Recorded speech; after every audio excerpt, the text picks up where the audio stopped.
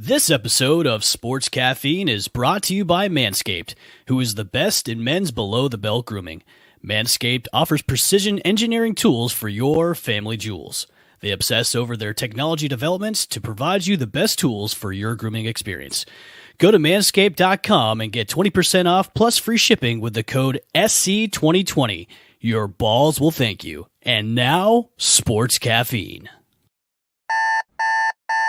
It's time to wake up, recover from last night's mess, and get your fix of sports caffeine.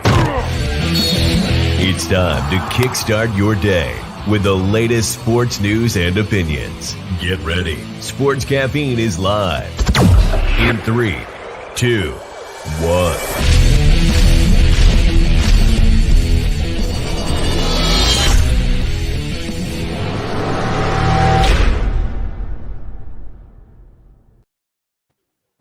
Hello, and welcome back to another episode of Sports Caffeine. I'm Kaylee, and I'm here with Chip and Elle Bushman. How are you guys doing this fine morning? Tired. I think we're all tired. I'm at the coffee stage where I got up and drank a lot of coffee, so now my eyeballs are going back and forth in my head, and I'm kind of that way. So I'm not tired. I'm ready to go. You know what? I'm refreshed. You know why? Because I use my Geology skincare products this morning with my morning face wash and my under the eye cream. So if you go to geology.com and put in caffeine, you'll get 30% off your first purchase. And there's a link down below if you guys want to check it out. It's Geology. Remember, Geology. Remember, Evan. Remember that. That's right. Sports caffeine. Very good skincare. And then go to Manscaped and then get your 20% off at manscaped.com with your free shipping. 20% off. Okay, let's start the show. We love that. All right, let's jump into Monday Night Football. Honestly, I'm just gonna say I was not excited about this matchup, and it turned out to be as not great as I thought it would be. So no surprise there. I was like, I don't need to watch this, but I did. So, obviously the Bears fell to the Vikings. A few different things to talk about here, but the first being a lot of people thought the Bears would kind of turn this around now that play calling was handed over to Bill Lazor, which did not really happen. Their offense was still pretty bad. Overall, I think they had 150 yards total offense. And that sums it up right there. And that also happened. That is what a That's Nick Foles. That is yeah. Nick Foles I think everyone can tell by the Well, we've seen him like that before. Kayla, I think we all agreed. I hoped, and I talked about this on our Sunday show, that Bill Lazor maybe taking over would help because he's had some offenses that have been successful. But you have to have talent to make an offense work, and the Bears are just not there. I mean, they've had this same offensive arrangement now for a while. Allen Robinson was really the only bright spot, and Cordero Patterson. So, and he's a special teamer. So, I mean, I don't even know. And an ex-Viking, too. Yeah, I don't even know if he really counts. So, at least the Bears have one thing going for them. They know going into their draft, they just need offense. That's all you need. Everything else is taken care of. You have a clear map on what you have to do in the offseason. So, that was rough. It was a rough game. Yeah, it was tough to watch. I kept going back and forth about watching the game because it was just kind of like a dumpster fire. But there was a couple things that kind of stood out really to me the most was, Kirk Cousins actually won on primetime. So that was a first timer. Yeah. Justin Jefferson is going to be a clear star in this league going forward. And if he has an actual better than mediocre, bad quarterback that's going to throw to him, he's going to be out of this world good. They drafted so well with replacing Stephon Diggs with Justin Jefferson. It was almost like a seamless transition from him, Diggs going to Buffalo and then bringing in Jefferson. And they didn't really even need Adam Thielen that much last night to win this game. So that was the things that stuck out to me the most. And then, Nick Foles just going down. So, the Bears are in trouble. now with Mitchell Yeah. Trubisky going under center. They're very much in trouble. And that's the thing is it's a little unclear what the situation with Nick Foles is going to be, whether it's going to be like a long-term injury, whether it's a few weeks. Obviously, they're heading into a bye this week. Are like, do you think as a coaching staff you bring back Mitch Trubisky and make that transition, or do you kind of, I mean, stick with Tyler Bray if it's like a 2 to 3 week injury, you can get away with it in the bye week, maybe have him in for 1 or 2 weeks? I mean, what do you do? Because I feel like Mitch Trubisky was, I don't want to say disrespected, but I do think it was, we're kind of seeing now that it wasn't necessarily all on him. The offense's problems were much deeper than Mitch Trubisky, but making that transition feels a little strange now that you've kind of taken that team away from him. I would say you go back to Mitch. I mean, listen. I mean, he was the starter before, but they brought him Foles. I mean, he's got to now step up to the plate and say, okay, I've got to prove my worth to this team before they just decide to boot me from this team altogether. So he's got to really step up his game. I mean, there are some talented receivers that he has on that team. The run game is okay.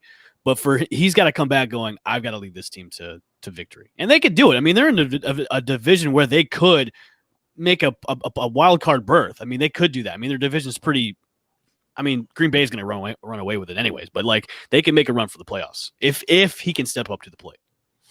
I think Trubisky's had so many years to step up to the plate, and the plate's not even there anymore. He's not even in the same dirt pile that he was. So – I mean, you can put them. They're both going to be coming off injuries, so you're going to find out what happens to Foles. Trubisky was injured. I think he either had a shoulder or something that he's been rehabbing. Yeah. So, I mean, if it's the Bears, and I totally think that Chicago doesn't deserve a team like this. This is just offensively, it's so awful. Like, all I have is the mystique as a kid growing up, or like the 85, the 80s Bears, which were amazing football teams. And they always got to come with defense. Yeah. So, I mean, I think that you clean house. This hasn't worked. We've given it a shot. Keep the players that you want to keep. Allen Robinson's definitely a keeper. You keep Montgomery, even though he's injured now. You have some parts on the offensive line that have been decent. So keep some of those. But, I mean, it's time to – dude, it's over. The Mitchell Trubisky experience is done. Curtains. If you want to look at Bray – and see what you've got now, maybe the time to do that. And you want to see what you have with him. But I just think this is a franchise that they've just got to shuffle out the old now and let's pick it back up, wipe the slate clean, and start over, especially on offense. That's fair. And if any fan base can deal with a team like this, they might not deserve it, but it's Chicago. They're very settled with where they are as a team, which I appreciate. I'm sure a lot of Chicago fans are like, this is the team we have now, but it's not the team that we deserve. What's that line from Batman? Correct. That Dark Knight? It's like, it's the team we have now, but it's the team we don't deserve, or something like that. Yes, the hero. Yes, the hero we don't deserve. You know what you're talking about. It was there. It was there. We were following it. I knew where you were driving, buddy. I got you. I try. Come on. All right. So Nick Foles wasn't the only quarterback to get injured this week. Obviously, Drew Brees has fractured ribs on both sides and apparently collapsed lungs due to those fractured ribs. This is concerning, obviously, for the Saints, but best case scenario has been said that he's out for 2 to 3 weeks. Worst case scenario, it's worse. And we have a clip. Thank you for Smudger 40K, by the way. Yeah, that's a bad hit, man. It's a bad hit for sure. And I think they were saying that they had x-rayed him after the Tampa game, and just things weren't coming up on the x-rays. So he's been already in pain, gets hit. Obviously, this is a pretty serious injury. But, coming up, they're facing the Falcons twice and then the Broncos in there in the next 3 weeks. And Jameis Winston gets to step out from behind the clipboard and make his start for the New Orleans Saints. I'm excited for it. I know Evan's got to be thrilled, but he's got 2 NFC South games coming up against the Falcons, and to be fair, they're the Falcons. No offense, Chip, but none taken. How worried are you if you're Sean Payton and the Saints? Facing 2 divisional games, and now you have your starting quarterback out. You were just starting to get healthy, get at 100%, and now Jameis Winston's taking over under center for the Saints. Can I take this one first, Chip? Yeah, man, go. Actually, hold on. First off, I feel bad for Taysom Hill because you leapfrog Jameis Winston leapfrogs Taysom Hill to be the starter instead of giving Hill a shot, who you paid a lot of money to stay. So that's what I don't understand. But I think we're going to see a different type of Winston in this system because, I mean, look, you're behind Drew Brees. You've got Sean Payton as a coach. And we kind of saw that on Sunday anyways. He was 6 for 10, 63 yards passing. And he was more or less a game manager that game. He didn't try to be flashy. He wasn't trying to throw it downfield. He was just doing like 5 to 10, 15-yard dump passes to Kamara and his receivers. So if they stay to that game plan where he's doing that, then they'll be fine. And then Jameis can put a big middle finger to the Tampa Bay Bucks coaching organization saying, hey, look, I can succeed in another team besides the Bucks. But it could be Jameis being Jameis, and then he could just freak out like he always does and make stupid decisions. So if I was the Saints, there's a level of concern here with him under center. But watch his story be like he's going to be great. He takes over the mantle from Drew Brees and leads the Saints to playoffs and to like a huge victory. And I can just see it now. Like Jameis 1 of 1 on Twitter is going to say, "I told you so" to everybody, and all Bucks fans. Super Bowl MVP with the hat. Lead the team back.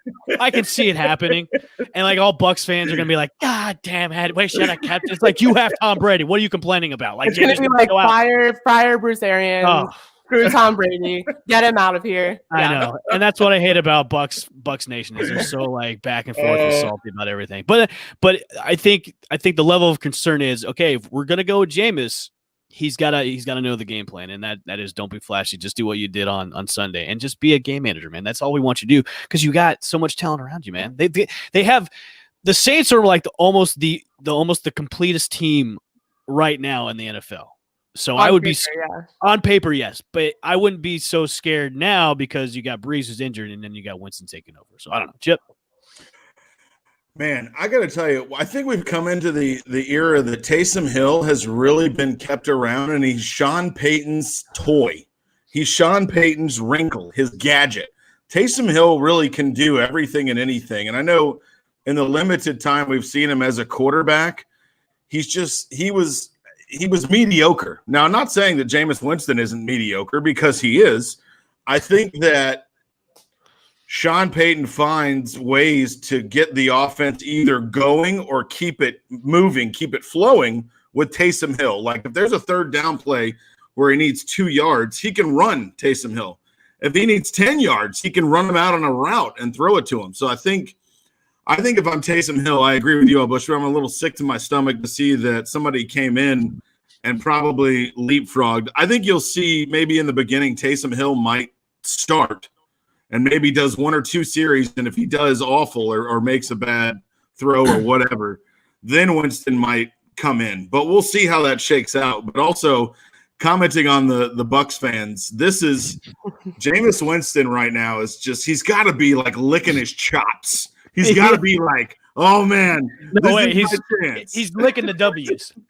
He's licking the W's right now. That's what it is. And he's playing a team that's close to the worst in pass defense. So we know that he'll have the ability to throw the football, which is good. And, he knows the Falcons. He sees the Falcons all the time. So this is not going to be anything that the defense is going to throw things he hasn't seen. This is all going to be strictly on Jameis Winston. And I'm sure the Saints are going to go with a cut-down version of their playbook just to make it easy for them. So, I mean, this is it. This is why you moved away from Tampa. Drew Brees, God love him, collapsed lung, broken ribs on both sides. I mean, just killed. And this is why you got Jameis Winston if you're the Saints. This is why you signed him. So, Kaylee, what are your thoughts on Jameis? I mean, he's coming in, he's taking over the offense. What do you think he's going to do well, or do you think he's going to flounder and just look like the same old Jameis that we're used to? Well, and here's kind of what I think about that, but also the Taysom Hill situation. I don't think that Taysom is a guy that is going to game manage and work consistently, right? Like he is that Swiss Army knife of a guy, and he's really great and effective when you use him sparingly and you use him like that. But I don't know that as a game manager under center for an entire game, I think that loses its luster a little bit, because I think now Does he know how to game manage? I don't know. I think Jameis, and what I'll say about any player in the NFL is I don't believe that if they've never been in another system, I don't feel like you can adequately judge them or their ability, because we see a lot of guys spend a lot of years in the wrong systems and then come out and do really great things. That's not to say that I think he's a super talented quarterback or one of the best in the NFL, because that's not what I think. But I do think that, we're going to see how much being behind, a future Hall of Fame quarterback helped him, and how much time behind a clipboard, sitting on the sideline and watching someone work in an offense, and maybe under a coaching staff that's a little better equipped to kind of coach him and teach him things, and how that works out. Because you look at the Bucs, and regardless of whether he had coaching staff changes, you still see those little Bucs holes and issues, from one coaching staff to the next. Like, a lot of those things didn't change. You got better players, you got a roster full of, like we said, it's like a fantasy football roster, but that doesn't mean that those like coaching issues aren't there, because they've been there and they've been very present, and there's still things that had to be worked on even through as the season progresses. So I'm excited to see him play. I don't know what my expectations are, but I do think that he will look like a more mature player sitting behind Drew Brees under Sean Payton in New Orleans than he looked in Tampa Bay. Oh, so you're talking about mature on the field, but not off the field. I mean, he's apparently doing fine off the field. I don't know. Well, I'm talking about like being on like the Instagram videos that they have. Evan's getting mad because he was trolling. That's what he's getting. Yeah, he's trolling. Yeah, I love trolling and I love pettiness, and almost I do too. Almost nothing you can do as a player, as long as you're not like harming someone else. There's almost nothing you can do as a player that I'm not gonna like laugh and think is great. Like I love like a lot of personality in these guys, so that is hilarious to me. I'm excited to see. I shouldn't say excited. I'm interested in seeing how he does, because I've said in previous shows, I've been a fan of his since FSU, because I'm a huge Seminoles fan. So I'm really interested in seeing how he does, and more than likely, he's probably gonna do okay. He's not gonna do bad. Yeah. He's not gonna like blow it out of the water. He's gonna do just enough. He'll do just enough. That's what I say. That's what the Saints asked of Teddy Bridgewater, and that's what they ask of anybody behind Drew Brees. They say, look, we're going to surround you with talent. Yep. All you have to do is don't mess up. Just run the game. And that's fair. Yeah, that's fair. I mean, that's fair. And that's a good expectation to have, because I feel like when you put, like, if you have any higher expectations than that for somebody behind Drew Brees, you're setting yourself up for failure. So that's what they do very well, is they kind of prepare. And we saw that with Teddy Bridgewater. Like, they would run those schemes with like 3 quarterbacks in at a time. And like, they're preparing those guys. They're getting creative on offense. So they're going to use everyone they have around Jameis Winston. But I mean, I think he'll be fine. Like, and that's what I'll say. And not because like he's not capable of being more than fine, but because that's all they need him to be right now.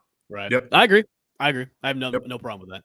So, the Buccaneers fans find any reason to complain, but obviously they shouldn't be complaining. Not this guy. Yeah. No, they shouldn't be complaining this week. The Buccaneers beat the Panthers 46-23. We'll talk about the game. But after we talk about the game, there is a guy making news. Shocker. On the Buccaneers, and I think we all know who that is, as usual. But obviously the defense got off to a slow start, started the game looking like this might be a concern. Obviously, Evan, you said no game is winnable for the Buccaneers last week, and you were a little worried about it. But, they stepped it up in the second half. Obviously, they were making, adjustments on both sides of the ball. But what is this defense? Who is this defense? Because we see a different defense game to game, half to half, quarter to quarter, drive to drive. Who are they, and what's to be expected going forward? I'll go last. You can take you want to go last? I'll go last. I think it's and we've talked about this before. It's kind of Jekyll and Hyde. I mean, it really is, and you've got to find middle ground. And I mean, I don't know what you do week to week to try to find consistency, because your opponent always changes. The scheme is going to change. Your game plans are going to change. So what do you hang your hat on? They've been great against the rush, and I mean you're facing a team that didn't have Christian McCaffrey, So, you got some help there, which was good. So, I mean, I think they figured out the rush. I just think the secondary is young. And, you're growing into maybe what you have, but I think you can kind of hang, and you say hang your hat against the run because they are really good, but then things will happen. Like if, you'll get a breakout runner, somebody misses an assignment. So I don't know. It's kind of it's Jekyll and Hyde. So you got to pick, you got to find what you want to do and then maybe just say, okay, we're going to hang our hat on this one thing and then build on everything else, I guess. To me, it's like a roller coaster because right now they're at the top. They're at the top right before they're about to go down again because their next game is on primetime. Another Monday night game against the Rams. It's too many. Yeah, it's too many. This is ridiculous. And all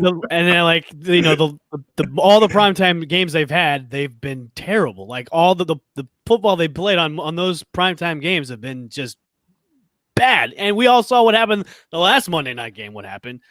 I don't know. With this defense, it's like hot and cold. Like they could be so good, but then they could just be so bad, especially in the secondary. They get beat so bad, and now they're going to be facing a Rams team that's got talented wide receivers: Cooper Kupp, Robert Woods, Josh Reynolds. Those three guys, they can burn. They can burn, and those guys are fast. They can burn like the Tampa Bay secondary. So, luckily the Rams don't really have a good run attack, but they're going to be throwing it all day. Jared Goff's going to be throwing it a lot on Monday night. We're at the top right now before we're about to go down on the roller coaster. That's what it is right now. And it's so inconsistent because like the offense is kind of like that wave that kind of goes up and down, but it's not like the roller coaster is like the defense. So it's like, Chip, like you said, it's like Jekyll and Hyde. We don't know who we're getting to week. And I know, Kaylee, that's been one of your complaints is it's like you're so, what are we getting here? It's like each week it's a different team, So I'm glad they won, but I was concerned the first half. I'm like, here we go again. Like this is happening right now. It's just I'm glad they made the adjustments in the second half because they look great the second half. But it's just like God, I don't want to be Concernicus with this team every single week because the defense can't show up. It's like you guys can't defend anybody. It's like come on. Like I'm glad the run defense is there. It's just a secondary. It's just such a concern. So. Yeah, and I think like not knowing who they are week to week is. It's and making adjustments at half is great. I think the offense obviously made adjustments. Like Bruce Arians was pretty upset after the Saints game, not targeting Mike Evans more, which is fair because he's a really great route runner. He's somebody who gets open. He's somebody that you can rely on. Yet it seems like that relationship that Tom Brady had with him kind of coming into the season isn't really there as much as it was to start out. But he got 11 targets this week. He was 77 yards, scored a touchdown. So they're making the fixes on offense. They said, fix your offensive line. They shifted things. It worked out obviously in their favor. Get the ball to Mike Evans. That worked. They did that. So, it's the Ronald Jones run. That was like nice. That 98-yard run. Oof. Yeah. Oof. That was nice. Look at that. Look at that. Love that. You love that. Yeah, you know whose side that's on? That was on Jensen's side. Yeah. Left guard. I think that whole shift was a great move that they did. Like 100%. Putting AKO Shipley as center and then putting Jensen on that side. That was great. If they do that going forward, the run game's going to explode even more. And I think that was the perfect move. And it just showed right there with the run game because he had a career day. Ronald Jones. Oh my goodness. Like he made Ronald Jones really fantasy relevant now. So yeah, that was a great move. 23 carries for 192. I know. I love that. Get on your back and carry, Rojo. Mm-hmm. Do it. I'm trying to make trades from right now. I don't mind. How do you guys feel about how do you guys feel about Antonio Brown? Because I don't know if you heard, but he is back in the news this week, which is a lot of fun for everyone. He has been accused by his gated neighborhood. He apparently destroyed a security camera and threw a bicycle at the gate when security asked him to come down to escort his guest inside. So easy, quick-tempered guy here. But how long is Antonio Brown going to last? Well, the Bucs, we've seen the relevant part, and that's it now. That was the throwing the bike.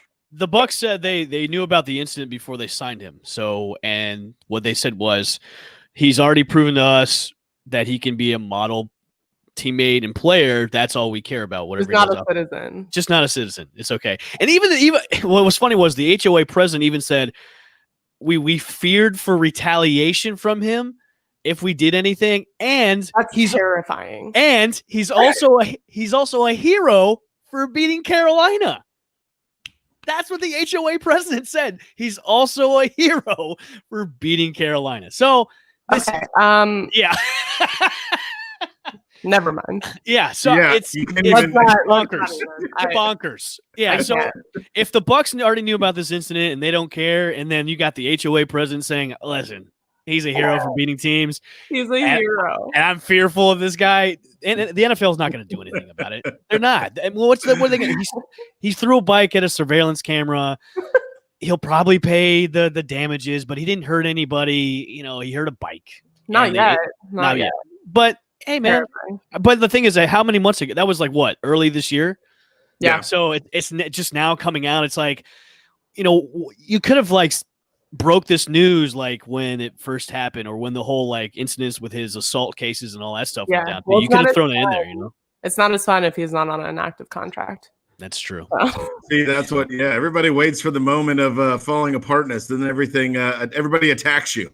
Remember, everybody, find yourself an HOA that is a fan of your football team. Oh my goodness, that's wild. And you move through. I mean, let's talk about the play action pass to Gronkopotamus, dude. What about that? That was fantastic. Was vintage Gronk, as Gronk would say, the maple syrup just drizzled on that play. So.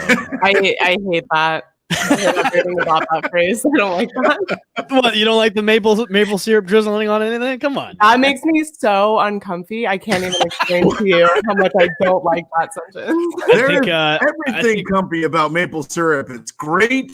Put some in your hair in the mornings. Keep everything nice. I feel like a warm stick of butter just went on some flapjacks and pour some syrup on me. Okay. This has been a lot of fun. That was vintage Gronk. I love that. That was great to see that play and him scoring like that. That was vintage Gronk. I loved it, man. It was like maple syrup. I think we all knew coming out of that show on Sunday's show, we knew that Tom Brady hadn't lost back to back, and we knew that we were going to get the offensive performance that we saw out of him: 4 touchdowns, 1 rushing, 3 passing. That's why you went out and signed him, and that's why the Bucks are continuing to develop their offense. Rojo having a day like that was huge for him, because he worked a lot in the offseason. I know we heard Tampa that he really wanted to be the guy to step up and play the starter role, and he showed what he could accomplish. It was good for him to bounce back too from that fumble that he had, because once he had that fumble, everybody thought, okay, Fournette's taking over the rest of the game. But Aaron stuck with him, and then that was the end of it, man. He put on a great show. So I'm glad they stuck with Rojo. That puts a lot of confidence, not only in coaching staff, but also confidence in the running back too. If he can come back from a fumble and have a day like that, that's great. So I love it. And no reason to trust Fournette. So the Buccaneers are going to play the Rams. Obviously, the Rams just beat the Seahawks. And Jared Goff had a really great game, but obviously the Seahawks defense is, the worst in the league. They're just atrocious. It's terrible. It's so bad. So I'm not even impressed by Jared Goff right now. We're not even going to talk about him because he's irrelevant. Who had an up and down week? Russell Wilson had another bad game. That's okay, just to be fair, fair, though. Now we can talk about that. On Sunday, that was not fair. That was not fair. But the Rams defense, wow. A very underrated defense coming into the season. Obviously, we had our dream matchup. They had Jalen Ramsey on DK Metcalf. Aaron Donald and Jalen Ramsey, you didn't hear a lot of them, but they were very, very active in the defense. And then you had rookie linebacker Terrell Lewis making 2 sacks, Leonard Floyd with 3 sacks. This Rams defense, are they in the conversation of being one of the best in the NFL? Because they looked like it. I would put them in the conversation, yes. I benched them on fantasy. Yeah. Okay. Dude, I got to tell you that Jalen Ramsey and Kayla, we hit on it on our Sunday show. They've found a way to use him to keep him involved in all aspects of the game. He covered DK most of the time, and I think Metcalf, he had under 40 yards, receiving, and had some, he had some plays. But, they really have put him in a good spot to, showcase all his talent. But, yeah, this Rams defense looked the part and played the part. Yeah, I think they're really falling under the radar too, and not a lot of people are talking about the Rams defense. Which now that whole division is it's stacked, man. Like all four of those teams, like now you got the division leading Cardinals. The Cardinals are the division leading Cardinals. And the Seahawks are third in that division, which should tell you everything you need to know about that division. It's crazy. Yeah. Oh my God, it's so crazy. So I think they're when it comes Monday night against the Bucs, Tom Brady's gonna see a lot of Aaron Donald. He's gonna see a lot with it, and that offensive line. Oh, I want to talk about it. Well, that's a task. You can't ask your offensive line to stop Aaron Donald. He's gonna get his. So all you do is game plan around it. Like you're gonna run more counters. You're gonna run more away from him. So I mean, you try to get to the point where he over pursues. And you're throwing a screen or you're cutting back. So you just run the game flow away from him. And that's the only way you can attempt to take him out of the game. True. That's that. The Thursday night game is going to be great, though. We have the Cardinals and the Can we show that clip? Let's show the clip from the Hail Mary too. We gotta yes, I hate this clip. God. Yes, you do. You love it. Love the Bills. No, I don't like it. I hate this clip. What's not to love about this? Oh, I mean, because I wanted the Bills to win, for Pete's sakes. I mean, so did I, but that is like everything that's great about football in one clip. Yeah, I mean, the play, yes. We all love to see plays like that, but this is the one thing, if I'm a defensive coordinator, I go, this is what we're not allowing to happen.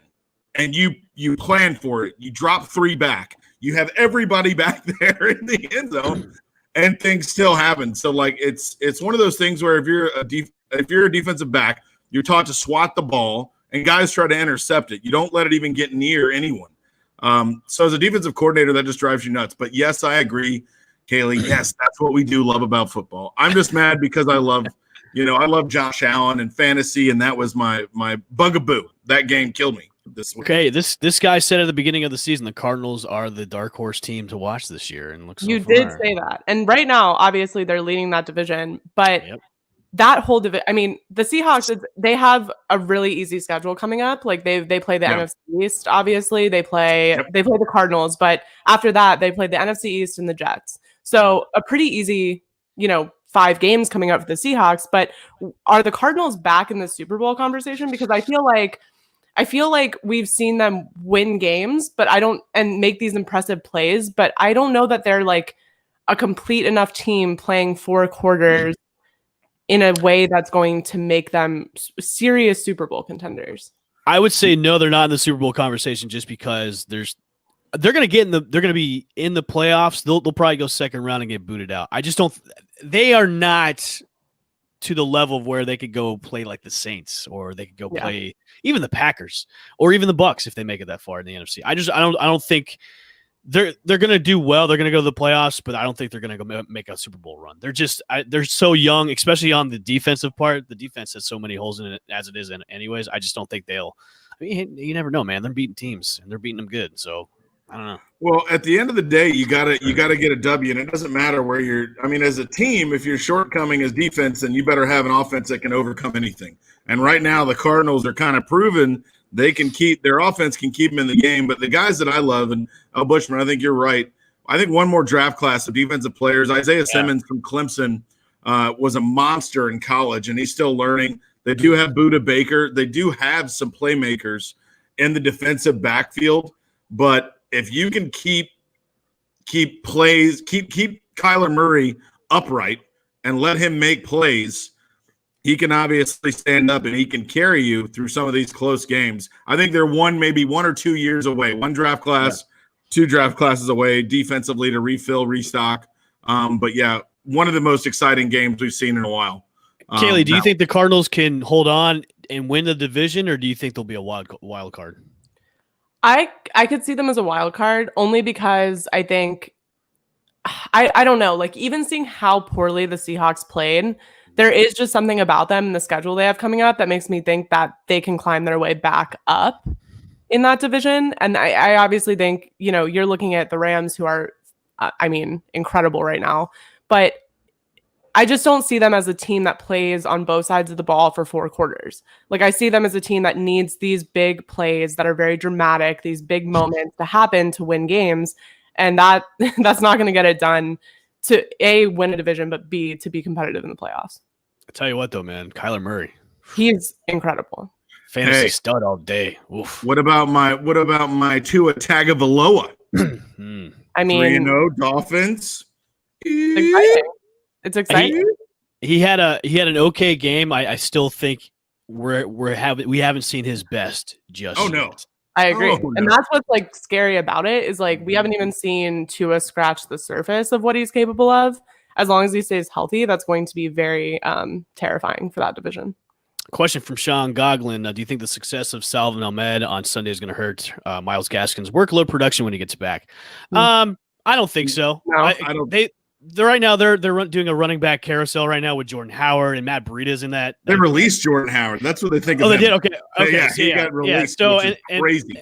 and Matt Breida's coming back pretty soon. So once Gaskin gets back, he's going to be the number 1 guy in that backfield. So if you got Salvin right now, I mean, plug him in for fantasy flex. I mean, I'm sure he'll give you a good day or two. So I don't think it's going to hurt production for Gaskin. Dolphins going to be a scary team. I think they have 2 first-round draft picks coming up this year for this year's draft, and I think they also have multiple second-round picks. So Flores done a great job rebuilding, restacking, building through the draft, and starting to elevate that franchise. So excited for them coming up. It's crazy to say that the Dolphins are actually fun to watch. They're actually power fun to rankings. watch. They've cracked the top 10, and a lot of people, if you look around social media and look at power rankings in the NFL, they're in the top 10. They're almost in the top 5. Miami Dolphins. When's the last time the Dolphins have been in top 10 in anything? Dan Marino. Yeah. And they were involved in a movie, Ace Ventura: Pet Detective. That's the only other time they've been relevant. It's not Snowflake. And That's not ballers. Snowflake. Yeah. Before we go, that whole division, it's interesting because the Patriots obviously look like they could make some sort of second half of the season. I don't know. It's Belichick, so we don't know. But obviously the Bills are starting to fall off. What are the Patriots?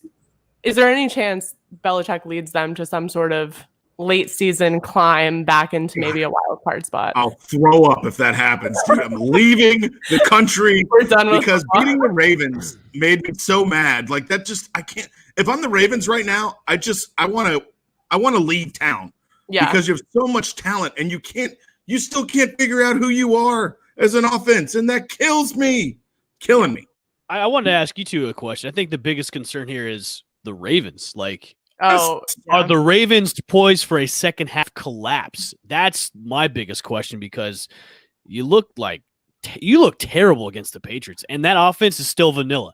Like they can't get anything going on offense. So my thing is, are the Ravens poised to just fall to the wayside in the second half? And I think it's starting to be like that. I mean, lose against the Patriots, man. Come on. Yeah, I'd agree.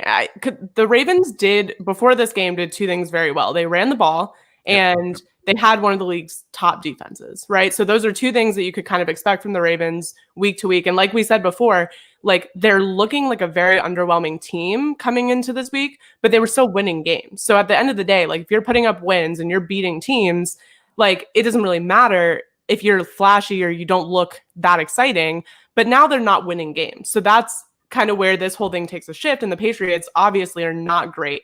So when you put up 60 rushing yards and you're a team that really relies on your run game, that's concerning. And then when you can't stop the run, which is something they've been able to do pretty effectively up until now, maybe against the Steelers, not so much, but they're the Steelers. But it made it way too easy for Cam Newton to kind of make plays out of nothing, extend drives, things that really, led them to win that game. And if you can't stop those things from happening, for a mediocre Patriots team, I don't see the rest of their season going very well because they're about to face the Titans and the Steelers again. When you make Rex Burkhead look like a stud, Dude, it's a problem. It's a problem. Like I watched that game, I'm like, is this really happening against the forgot Ravens Rex defense? I forgot he existed until this game. I was like, Yeah. oh my gosh, he is a person. Like Dude. he is living. I forgot. How's he doing? And no, he looked great. I was like, wow. the Patriots running back tandem. It's like 3. It's like you have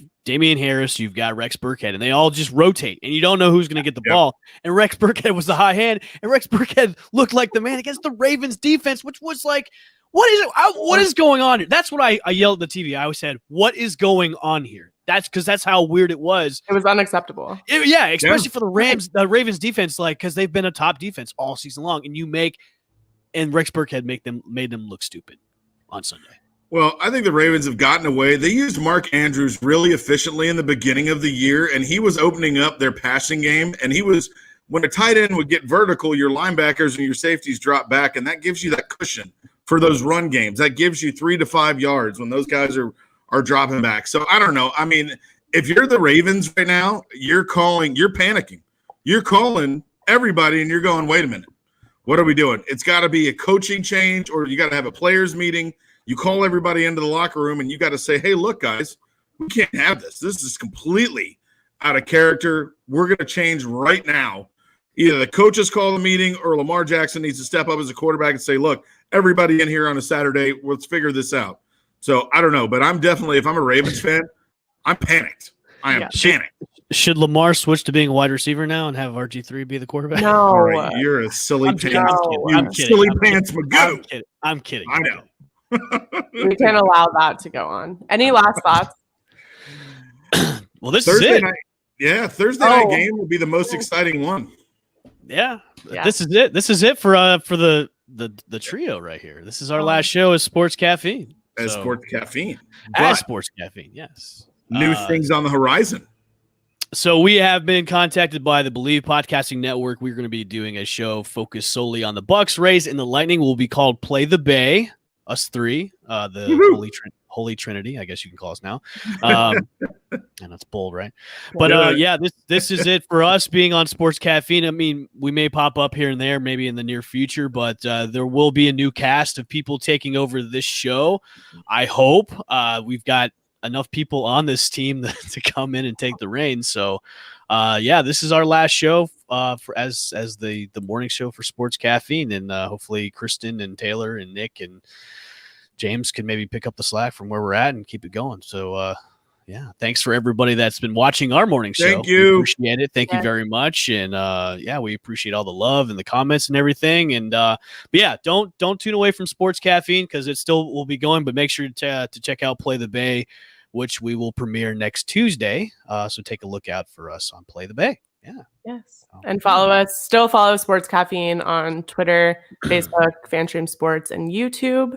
And I guess I can't say we'll see you guys next week, but bye. We will kind of. Yeah, we will. Okay. We will. We won't see you here. Thanks for the comment, Sean. Yes, thanks for the comment, Sean. So yeah. Yep. Yeah. Okay. Bye. That's our send off is bye. I don't have another one now. I know. Have a great week, everybody. We will see you soon. Make sure to go to manscaped.com, get your 20% off and free shipping, and go to Geology and get 30% off your first order with the promo code caffeine as well. We will see you on the flippity flop. Thanks for listening to another episode of Sports Caffeine, available for streaming on FanStreamSports.com and FanStream Sports, the app.